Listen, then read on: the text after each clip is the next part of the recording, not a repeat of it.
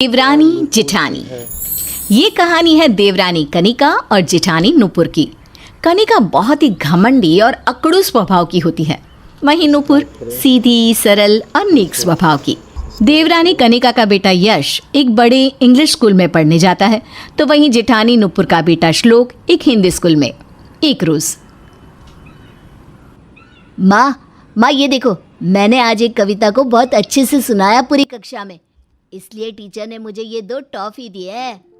शाबाश बेटा, बहुत खूब बेटा, यूं ही तरक्की करते रहो, जुग जुग जियो। मम्मी, चॉकलेट ड्रिंक भिजवा दो मेरे रूम में, मैं वीडियो गेम खेलने जा रहा हूँ। माँ, मैं होमवर्क करने जा रहा हूँ। दोस्तों, श्लोक की ये बात सुनकर कनिका को जलन महसूस होती है और वो कहती है, मेरा बेटा तो एक बड़ी और पॉश इंग्लिश स्कूल में जाता है, बाकी लोग तो बस कविता ही बोलते रह जाएंगे। मेरा बेटा बहुत बड़ा तीर मारेगा। कविता ऐसे ही हर पल बस अपनी बेटी की इंग्लिश स्कूल से नूपुर को नीचा दिखाती रहती और खुद को बड़ा साबित करती रहती। लेकिन नूपुर को इस सब से कोई फर्क नहीं पड़ता और वो कुछ ना बोलकर चुप ही रहती। जहाँ कनिका अपने बेटे के हर फालतू के शौक को पूरा करके स्कूल में ढेर सारा पैसा लगाती, तो वहीं नूपुर अपने बेटे के साथ बैठकर उसकी पढ़ाई पर ध्यान देती। श्लोक बच्चा, ये ऐसे नहीं लिखते, इस पे ऊ की मात्रा लगाओ, तभी जाकर ये शब्द सरल और शुद्ध बनेगा, वरना इसे लोग अलग अंदाज में पुकारेंगे।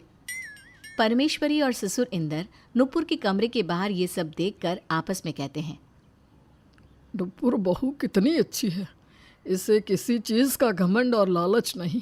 घर का सारा काम खत्म करके श्लोक के साथ देर रात बैठकर उसकी पढ़ाई पर ध्यान रखती है। आजकल के बच्चों को यही तो चाहिए कि जब वो पढ़ाई कर रहे हो तो उनके माँ या बाप उनके आसपास रहे। अक्सर माँ बाप से मिला हुआ सहारा हर बच्चे की ताकत बन जाता है।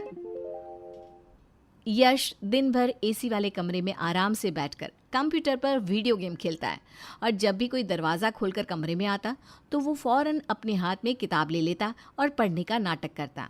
और उसके माता पिता यानी कनिका और शान को लगता कि यश तो भाई पढ़ाई कर रहा है। अरे मेरा रॉक स्टार अब तक पढ़ाई कर रहा है। ये देखो यश, मैं तुम्हारे लिए ये आईपैड लाया हूँ, इससे तुम अपनी ऑनलाइन ट्यूशन क्लासेस अटेंड कर सकते हो और तो और ई बुक्स के ज़रिए अपने पर्सनल नोट्स को इसमें सेव कर सकते हो। Wow, thank you so much पापा, you are the best dad in the world. मैं इस आईपैड का इस्तेमाल सिर्फ और सिर्फ पढ़ाई के लिए ही करूँगा। Thanks mummy. शान और कविता यश को बहुत लाड़ प्यार और दुलार से पालते हैं, उसकी हर एक ज़रूरत को तुरंत पूरा करते हैं। वहीं जेठ जेठानी नुपुर और विवेक दोनों भी श्लोक को टाइम और प्यार देते हैं। कनिका तो दिन में सिर्फ एक बार ही यश से मिलती है, बाकी टाइम अपनी सहेलियों के साथ सैर सपाटा करती रहती है। और नुपुर को अकड़ दिखाना तो कनिका का रोज़ का ही हो जाता है। माँ जी, पापा जी, आज श्लोक के स्कूल में नृत्य प्रतियोगिता है, श्लोक ने भी हिस्सा लिया है, आप दोनों चलोगे ना? विवेक जी ऑफिस से सीधे स्कूल में ही पहुँच रहे हैं।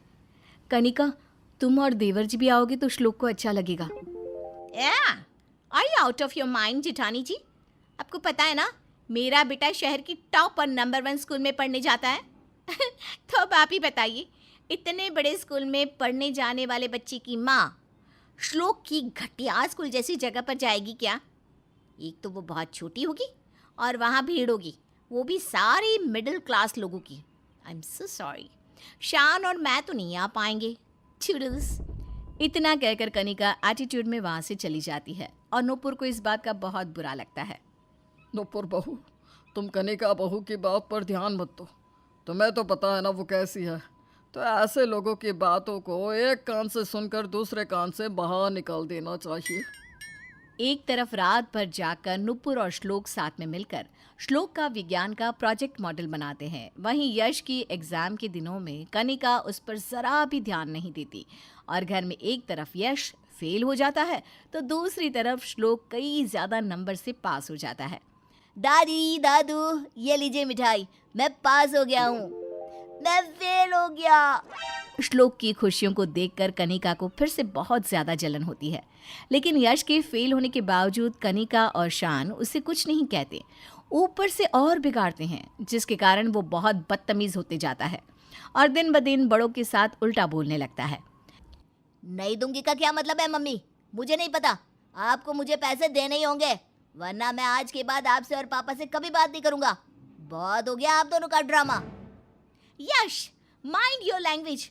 तुम अपनी उम्र की किसी दोस्त से नहीं, अपनी माँ से बात कर रहे हो। सब देख रहे हैं, तमीज से पेश आओ। क्या तमीज से पेश आओ? हाँ, तो आप भी तो तमीज से मुझसे पैसे दे दो। मुझे अपने फ्रेंड्स के साथ पार्टी करने जाना है, मुझे पैसे चाहिए। इस तरह यश अपनी माँ कनिका के साथ भी बदतमीजी से पेश आने लगता है। परमेश्वरी और इंदर को ये सब बिल्कुल पसंद नहीं आता।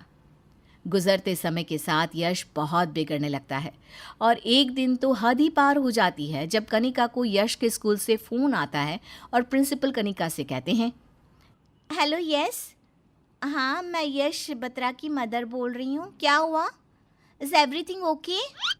मिसेस कनिका बत्रा, आपका बेटा यश आज घर से तो स्कूल आने के लिए निकला था, लेकिन हमारे स्कूल के प्यून ने उसे पास के कैफ़े में अपने दोस्तों के साथ चिल करते हुए पकड़ा है। यानी कि यश ने आज स्कूल बंक करने की कोशिश की है। व्हाट? ये सुनकर कनिका बहुत चौंक जाती है। जब शाम को यश घर वापस आता है तब सभी घर वाले हॉल में मौजूद होते हैं और शान भी बहुत गुस्से में होता है। यश, कैसा रहा आज का दिन? क्या क्या पढ़ाया आज स्कूल में, जरा बताना तो। कुछ नहीं पापा, नॉर्मल डे था, रोज की तरह ही सारे लेक्चर्स हुए। स्कूल में या कैफे में? उतने में ही यश घबरा जाता है और उसे समझ में आ जाता है कि उसका झूठ पकड़ा जा चुका है। यश, तुमने आज स्कूल बंक किया और अपने दोस्तों के साथ घूमने गए? क्यों किया तुमने ऐसा यश? हम तुम्हें टॉप से टॉप फैसिलिटीज प्रोवाइड करते हैं और बदले में तुम हमें ये सब देते हो। कितनी बदनामी हुई है तुम्हारी वजह से, do you know that? Sorry mummy, sorry पापा, मैं आइंदा से कभी ऐसा नहीं करूँगा। अब हम इस बात पर कैसे भरोसा करें यश? परेशान हो गए हम तुम्हारी इन बिगड़ेल हरकतों से। एक श्लोक है जो इतना होनहार है और एक तुम। जाओ अपने कमरे में जाकर स्टडी करो। यश अपने कमरे में चला जाता है और कनिका टेंशन में अपना सर पकड़ लेती है। तभी परमेश्वरी कहती है, कनिका बहू, तू स्कूल स्कूल करती है, इंग्लिश मीडियम का नारा लगाती है, लेकिन बच्चा बढ़ता है तो अपने घर से।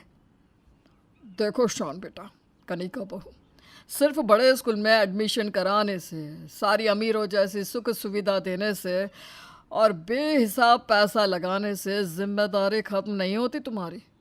तुम्हें उसे अपना टाइम भी देना होगा, क्योंकि कल तुम भी बड़े होगे, बूढ़े होगे, और तब अगर उसने तुम्हें अपना टाइम नहीं दिया तो अपनी जेठानी नुपुर को ही देख लो, कैसे ख्याल रखती है श्लोक का। उसे अपने दिन का आधा समय देती है ताकि वो अच्छा महसूस करे। शायद आप लोग सही कह रहे हो, हमने ही कुछ ओवर कर दिया और जो करना था वो तो किया ही नहीं। हाँ माँ जी, आप सब सही हो। स्कूल तो अपनी जगह है, लेकिन हमें खुद भी अपने बच्चे को टाइम देना होगा ताकि हमारे साए में रहकर वो बिगड़े ना। कनिका अपनी गलती समझ जाती है और उसके बाद वो यश के प्रति नुपुर की तरह बर्ताव करने लगती है और अपना ज़्यादा टाइम यश को ही देती है। इसी सुधार के साथ जिठानी देवरानी का रिश्ता भी ठीक हो जाता है।